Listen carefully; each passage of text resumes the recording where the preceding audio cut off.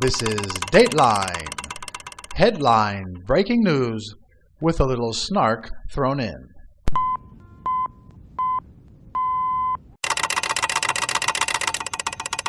DateLine. New Orleans. Former New Orleans Mayor Ray Nagin, made famous by Hurricane Katrina that hit the city back in 2005, just this week was sentenced to 10 years in prison for his conviction on many corruption charges that included bribery and money laundering. While the 1,833 people whose deaths that he was directly at fault for during the hurricane will never get justice, this is a small bit of sweet karma. Although everyone, including most on the right, liked to blame President Bush and FEMA for the death and misery after Katrina devastated the city, not surprisingly, the mainstream media never set the record straight. Bush's director of the National Hurricane Center, Max Mayfield, did something never done before and actually called Mayor Nagin before Katrina made landfall to beg him to order a 100% evacuation of the city. Mayfield's call came after Bush made the same plea days earlier to the governor. Nagin did not order the evacuation because he could not find his lawyer to ask if he would be held liable if the hurricane didn't hit and he had ordered an evacuation. Just ask someone who blames President Bush for the deaths and misery of tens of thousands of New Orleans residents how many people would have died if Nagin had heeded the warning of Bush administration officials and evacuated 100% of the population. I don't know. The answer is 0.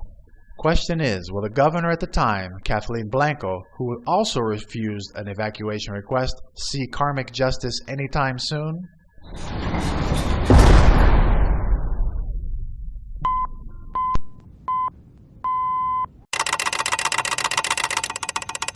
DateLine. U.S. District Court in Washington, D.C.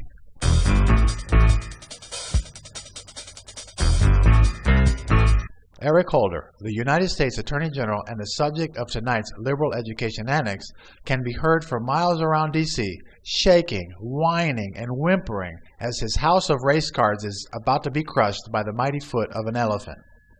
A judge just this week threw out the DOJ's sad attempt to throw out the government watchdog group Judicial Watch's Freedom of Information Act request for the documents related to Holder's and President Obama's communications over Operation Fast and Furious. Any day now, Judge John D. Bates will pass out nails for the biggest political hack attorney general's coffin.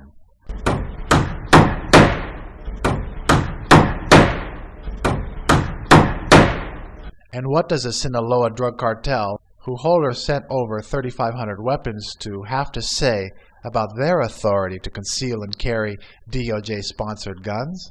Budget? We don't need no stinking budget. Oh, no.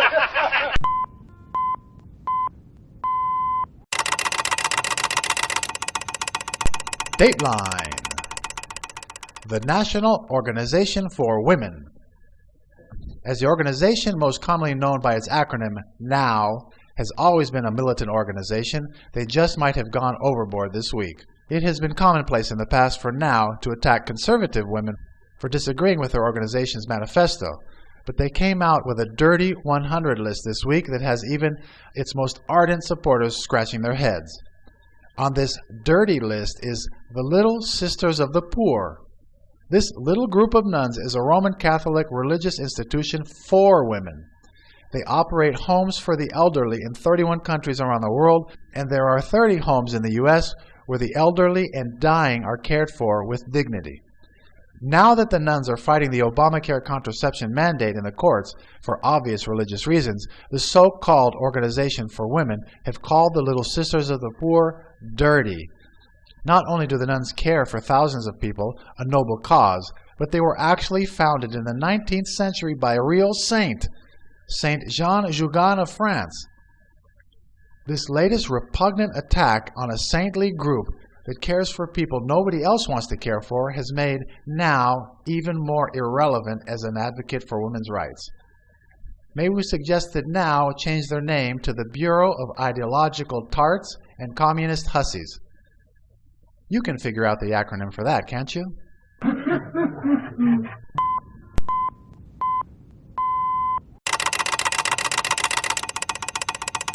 DateLine. Reality. As the left's pathological obsession to blaming Bush for every disaster created by President Obama took a fever pitch this week, as the left scrambles to cover another Obama-created disaster, this attempt, too, is crashing and burning. Liberals turn to a law put in place by then-President Bush to stop human trafficking of Central American children, a law from 2008. So the fact is that from 2008 to 2011, under this same law, only 6,000 children per year came to U.S. borders from Central America requesting asylum. But since President Obama's executive order called the Deferred Action for Childhood Arrivals, or DACA, in 2012, this year alone we see an increase from Bush's 6,000 to 90,000 as a direct result of DACA. And an estimated 145,000 will be coming next year. While I know these facts, and especially numbers, seem to confuse the Kool-Aid crowd, it really would help the country if those on the left would join the real world by pulling your heads out.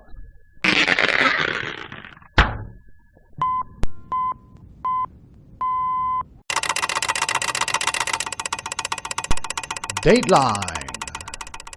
The Internal Revenue Service. As the phony scandal of IRS targeting seems to have new revelations every week, more evidence of Lois Lerner and her conspiratorial ways became more obvious by newly released documents.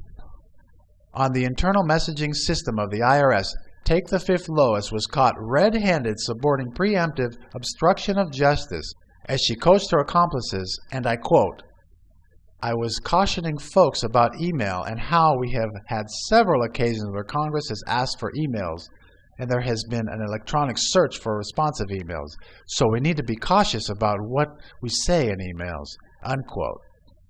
Then she asked if instant messaging is saved and can therefore be subpoenaed. Later, as another IRS official explained to her that they are not automatically saved, she wrote back a joyous, quote-unquote, perfect that her and the other Obama operatives inside the Internal Revenue Stasi could collude and conspire their illegal acts against conservatives without any record tying them to the federal crime. Now, while President Obama still thinks that there isn't a smidgen of corruption in the IRS scandal, he does have some harsh words for Lois Lerner. The only people who don't want to disclose the truth are people with something to hide. Just kidding. Top to bottom, front to back, everyone in this deceitful criminal enterprise known as the Obama administration has something to hide.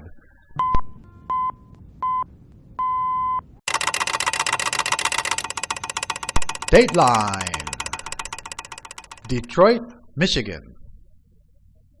Former President Jimmy Carter, still fuming that Barack Obama has taken his crown as the worst president since World War II in a recent poll, looks to regain his title. This August, the peanut farmer and once whipping boy of the Ayatollah Khomeini and Fidel Castro will speak at the annual convention held by the Islamic Society of North America. The Islamic Society is an unindicted co-conspirator in the largest terrorism financing trial in American history, and are listed by our Justice Department as a Muslim Brotherhood entity. Along with Carter, one of the other speakers is Imam Siraj Wahhaj, who once said, quote, "If only Muslims were clever politically, they could take over the United States and replace its constitutional government with a caliphate," unquote. As has become abundantly clear over the past decade since Jimmy Carter got booted from the White House, he is rampantly anti-Semitic. We here are wondering how Jimma's banjo would sound at Mecca.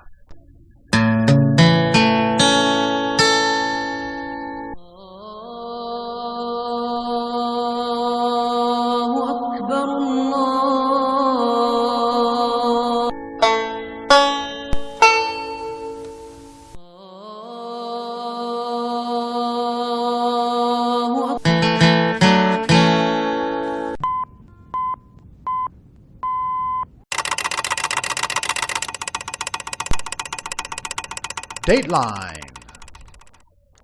Southern Border Flashback. As President Obama tries to divert blame to Bush and the Republicans again for his latest in a long line of disasters over the border surge due to his DACA law, he actually said something funny. he claimed that the Republicans are trying to politicize the immigration crisis. As America found out with Obama winning the lie of the year for 2012, Obama's statements and promises have expiration dates. Back in 2012, a good year for lying, Obama said this about Republicans. I suspect there's still going to be some who are trying to move the goalposts on us. One more time. You know, they said we needed to triple the Border Patrol. Or now they're going to say we need to quadruple the Border Patrol. Or they'll want a higher fence. Maybe they'll need a moat. Maybe they want alligators in the moat. Now, pathological liars have trouble remembering all their deceitful statements and false flags. We would like Obama to stop demonizing others with pathetic hyperbole and grow up. And over the crisis he caused at the border, us here at Ascend Conservatism would like for the president to listen to his constituents, to listen to the people in the inner city black communities that will see less job opportunity with the newly imported low-skilled workers from Latin America. They have a question for our dear leader after they entrusted their well-being for him twice by voting for him at an over 90% clip. It's not right. Now billions of dollars want to be borrowed from the White House to help feed and house them. Where the kids here in our country? Not just in this neighborhood, but in our country. All these kids, really? Why can't they go back? I'm sorry that the parents are in poor living conditions or surroundings or whatever's going on out there. I don't care. I care about what's going on right here in my own backyard, my neighborhood. Am I the only one in this community that's out here that watches the news this morning? Oh my God. I feel alone right now in this, and I'm very saddened by it.